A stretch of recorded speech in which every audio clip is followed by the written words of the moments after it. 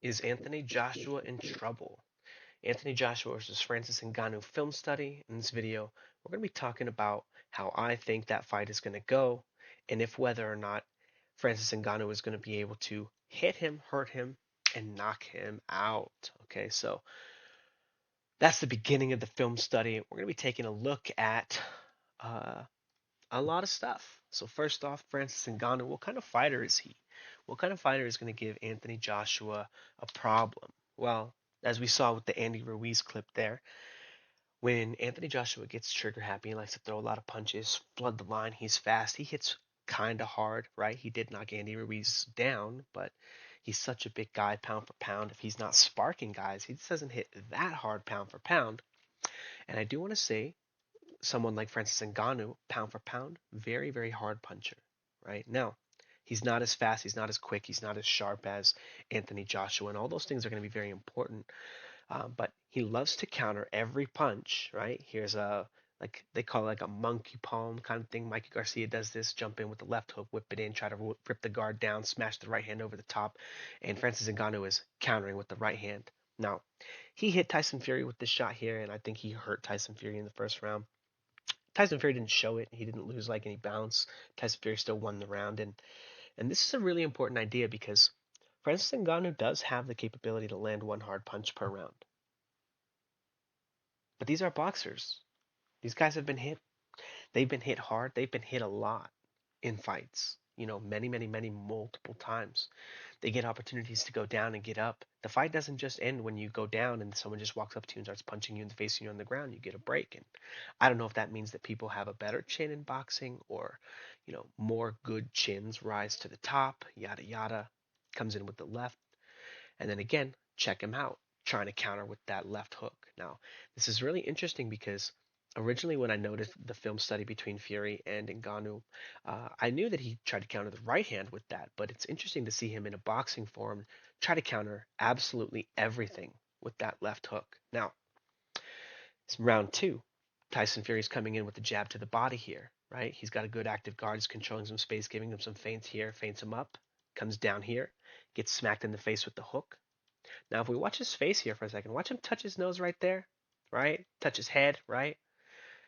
You don't always do that after every punch, okay? And it leads me to believe that Francis Ngannou was getting more weight into these shots and disrupting Tyson Fury's line more than most people thought with the power. Even if it's not always enough to hurt him, to drop him, to wobble him, to allow Francis Ngannou to follow up.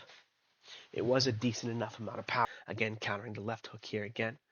What are some other very, very famous examples that come to mind? Let's talk recent ones, okay? Well, we've got Haney versus Prograis, right? Lifelong fighter. They've been fighting the same amount of time, I guess, technically. One's a lifelong fighter, one's started uh, when he got a little bit older. And, there's definitely a skill gap there.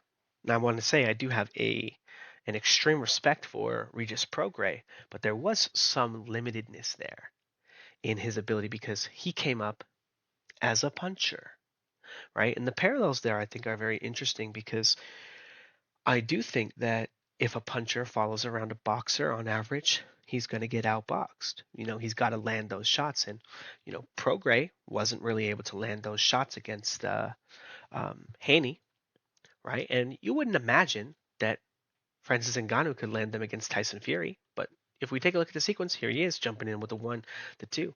He was sneaky enough to ricochet this shit off of his chest here. Boom. I think he got him on the left shoulder-ish, and he kind of moves up. But look at he's safe. He knows the left hook's coming, but nothing came. So he's like, okay, well, I'll just go in and do the exact same thing, right? And it's interesting to see him get smacked doing the same move twice in a row and then going down, right?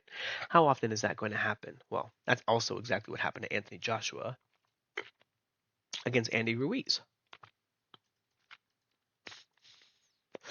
Now, little pattern here from Francis Ngannou. He's going to come in with a jab and then pull off the line, okay? And he's going to control here, come in with the jab on the line, off the line. Thinks a counter is going to come like last time, and then jumps on the line with the 1-2. catch him right on the chin. Good shot.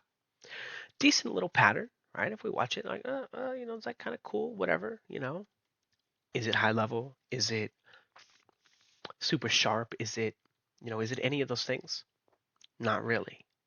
But this is a major source of his offense is trying to find a way to get on the line with the guy with a 1-2, right? His right hand is his best move, right? If it's not the counter left hook.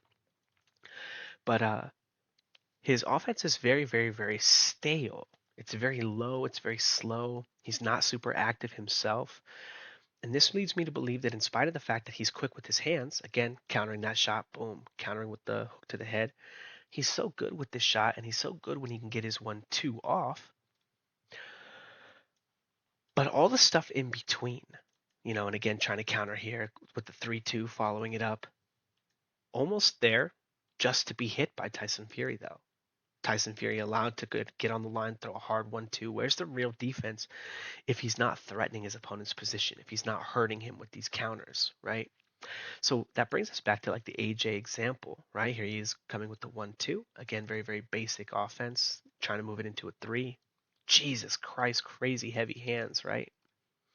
Keep him in no man's land, right? That was his best move. It dropped him in the third round.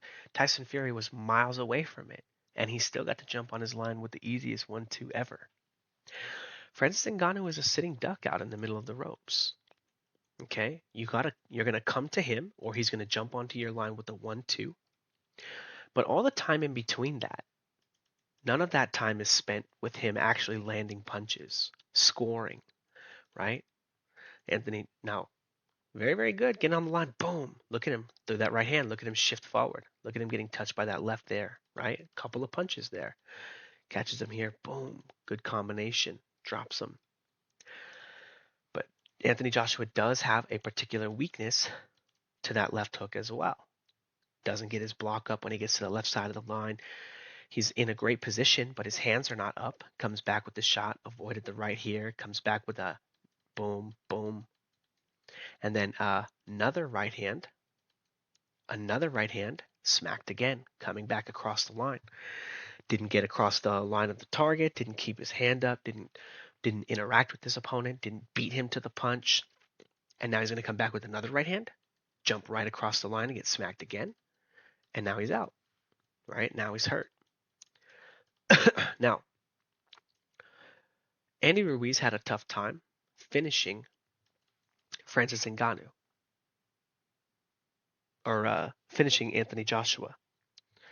And I don't know if Francis Ngannou is going to have an easier time or a harder time, because I think Andy Ruiz has better feet than Ngannou, but he's not as big as Ngannou. He's not as tall, so some of that stuff is going to be, a little bit easier for him. But he's not as good at cutting off the ring. He's not as good at um, um, he doesn't have as fast a hands. He doesn't have as good of openers, right? Again, coming in with that little left hook thing. We already looked at that one. Okay, but I just don't think. Now, this is the last clip here. This is the sneakiest thing that Ngannou can do, right? He comes in with the 1, the 2, right? He pendulums forward because he fell off balance, and now he moves into this kind of like stepping, leaping hook here. That leaping hook, that stepping, leaping hook thing there is probably the most dangerous thing that he can do against Anthony Joshua, because Anthony Joshua is going to come out, right? And if we take a look, okay, here's the last clip actually. This is Anthony Joshua fighting Andy Ruiz in the rematch, right? And he has complete control over him. He dominates him in the second fight, right? Controlling him with the lead hand. Francis Ngannou is going to play this game with him, right? Play that game, bop, bop, try to steal a 2, right? Anthony Joshua is going to play the same game and smack him with a 2 as well and hit him. And Anthony Joshua is so fast. He's so good at these small games. He's so good at these boxing games that you want to play with guys who are bad boxers. And no matter how you slice the cake, Francis Ngannou is not a good boxer. He is a bad boxer. He's going to, people want to give him so much credit for fighting Tyson Fury. Well, sure, man. Tyson Fury was, for all intents and purposes, he's an idiot. He came out on one of the biggest stages ever fat, out of shape, loser, fat Tyson fat ball, and he embarrassed himself. He went down. He still won the fight. Let's not get it twisted. Like, if I got to go in there, I got to go fight Francis Ngannou. Like, pff, yeah, good luck, right? So good job. He still won the fight. And that's the part that people are missing.